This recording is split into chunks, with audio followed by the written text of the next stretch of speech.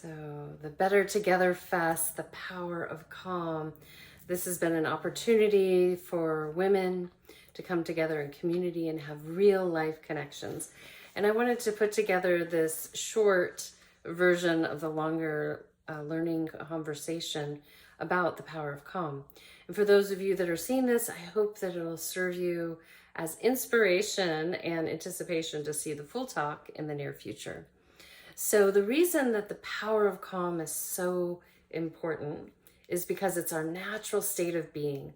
And we have migrated away from it basically because we have a lot of artificial interfaces. And these interfaces interrupt something that's so precious to each and every one of us. It is our wayfinding device and our interface through our natural world around us. Hence, I love why this gathering is all around real life connection, because we as humans also rely on human touch. We rely on engaging with each other. And how we return to this calm is simply by having human touch, also by going out in nature daily, and then becoming very self-aware with what is pulling you out of harmony. And basically, over time, when we're in disharmony, when we're out of our state of calm, this is when dis-ease will set in, and then this will become reflective in our physical body. So one reason that this is so important, especially for women, is because we have a design that's different than men. And this is not only in our DNA and our chromosomes, but this is actually how the physical body interfaces with the electromagnetic field that is connected to you. And this is why I get so excited about this topic of returning to calm. As I've mentioned before, the number one request I always get, I've been teaching in clinical settings. I work in integrative medicines for people that are returning to balance from all types of conditions. And then in my private practice too, people are always asking, how can I return to calm? Or if I say, how do you want to feel? Typically the answer is calm. And so what happens is our electromagnetic field has been impacted by artificial sources. One being the device that you're watching this talk on.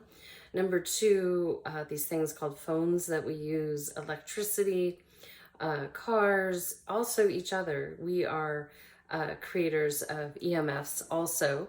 And so all of these things contribute to either keeping us in harmony or disharmony. And so when we return to that space of calm, this gives us all the opportunity to stay in harmony, not only for ourselves, but for our community around us. And I'll use this example often, is that in a tribal situation, they become in harmony, and tribal's kind of a foreign concept at this point, but they do still exist in different parts of the world. But the community, I'll use that word, the community stays in harmony with one another based on their interaction, not only in waking state, but in sleep state. And when there's a disharmony, when that calm is interrupted, everyone in that community becomes alerted because they sense it. And at that point, typically in these types of communities, everyone will take a pause and they will see what's needed to return back to that state of calm. So you might be asking, well, what could I do in my everyday life to retain calm? Because I live in a world that's with this type of technology. I have phones, I have responsibilities, all these things. And there's a big introduction of additional artificial things, meaning AI, and also we have a lot of artificial food out there. So those two components, anything that's artificial, technology, human-made, that's interfacing with biology, and anything that's synthetic, that's introduced as food into our system, is potentially very harmful, because it's creating an interrupt in your energy exchange with yourself and the world around you. And we are seeing more and more dissonance. This is why we've seen the rise in mental health conditions. We've seen the disruption in hormones for both male and female alike. We've seen a lot of additional physical pathologies that have started to rise. And all of this then creates this kind of closed loop system where you start to crave things that are going to keep the imbalance going versus getting out of that loop and returning back to this place of calm. So what you might do to help yourself in this most immediate moment is to start thinking about, how can I be more organized with the equipment I use on a daily basis? This is one thing, without going into all the other remedies that I'll share in the longer talk, but this is one thing that I would recommend, is that first you decide, how can I use artificial things in my life? This might be technology, this might be food, this might be modes of transportation, this could be all kinds of gadgets that you might have in and around you. And how can I do an inventory of them and reduce their use so that they have the least amount of impact on me? That's one. And then number two, it's about taking an inventory of your own inner system and see how it's doing. Where is it out of balance? Where do you tend to not feel that calm? It could be in your stomach. You know, we have a lot of GI issues, stomach issues, gut issues. All of these things are created by a disruption to your energetic field that's being caused by you and your ecosystem that you're around. So if you start to notice within yourself where you might have disharmony, imbalance, this will help you start to say, okay, I want to put my attention here. And there are many, many different ways to bring calm to that one region, but ideally we want to have a calm in our mental body, our physical body, our emotional body, and our spiritual body. And this is something that will take radical honesty, and this isn't something that one wants to pretend to be, because what will happen is, as soon as you create a lack of integrity from the outside in or the inside out, this will create dissonance in your system, and it can exacerbate the lack of calm inside. So I'll often share with people in a clinical setting, before we can get into the deeper remedies, is that I encourage them to go outside. And sometimes this is hard, but just to go outside and lay on the earth or put your back up to a tree and sit there for 10, 15 minutes. And you'll notice the system will start to regulate itself with the help of nature. You can walk along the ocean, you can go into the forest. People note this all the time. That's why grounding has become more popular and trending, because people realize, oh, I actually crave being back in my true state of being, my harmony. So those are a few suggestions in the soundbite that I'm sharing with you now. And then from there, you can also just decide, like, oh, if I really do want to cultivate calm, I welcome you to just gently observe yourself on a daily basis to see where you are calm with your inner world and your outer world. Again, this will give you a sense of where to start working and re-engaging yourself to be in harmony with nature. So that feeling you feel outside, the feeling that you feel in the forest or in the ocean, you want to carry that with you 24/7 if possible. But we don't want to be hard on ourselves. You just want to notice where you tend to get wound up, and you'll feel it. You'll feel your electrical field wind up inside.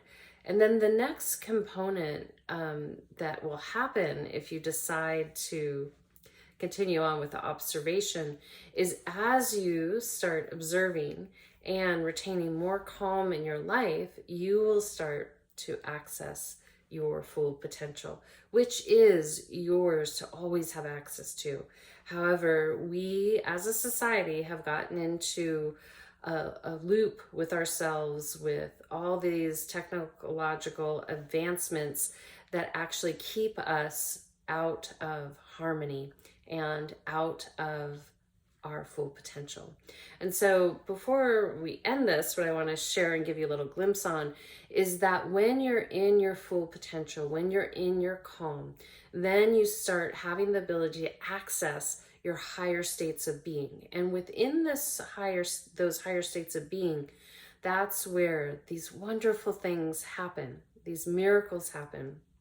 And then when you get a whole society or community that's committed to being in this state and retaining their harmony, you will get even more spontaneous miracles that are just something not to be grasped for, but are truly, truly a moment that won't be forgotten. So I hope a little teaser helps, that maybe you get a little curious about being calm and your full potential and where you're straying away from it, and how you can take inventory in your life and maybe reduce the artificial interfaces from food, technology, mechanisms that you use to get around, and start to spend a little bit more time outside in nature and with one another. If you have any questions, you want to learn more, just send me a message. Otherwise, I hope to see you in person in the near future. Have a beautiful day.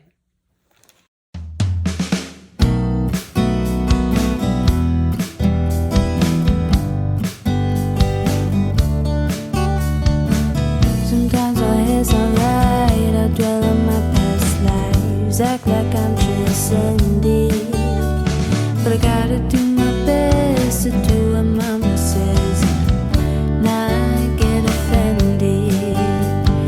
Gotta try to abide. If you try not to fight it, you may feel quite enlightened, maybe even guided. It may take some practice before you exact it, but I promise it's worth your while. Gotta try to abide between you and I have yet to master mine.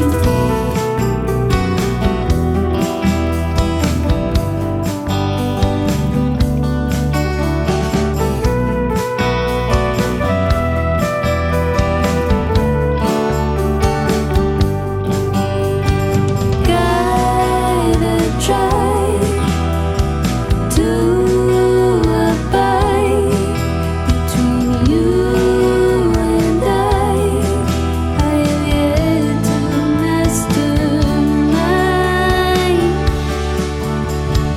All of our life's work, you'll never be heard unless you quiet your mind.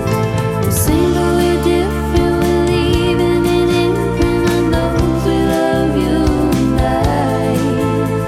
'Cause your life's work, yeah, it's gonna take some time. Your life's work, yeah, it's gonna take some time.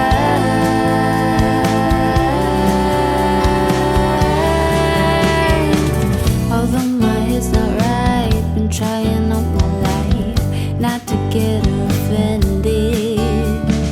If I do my best, maybe I've earned my rest till the next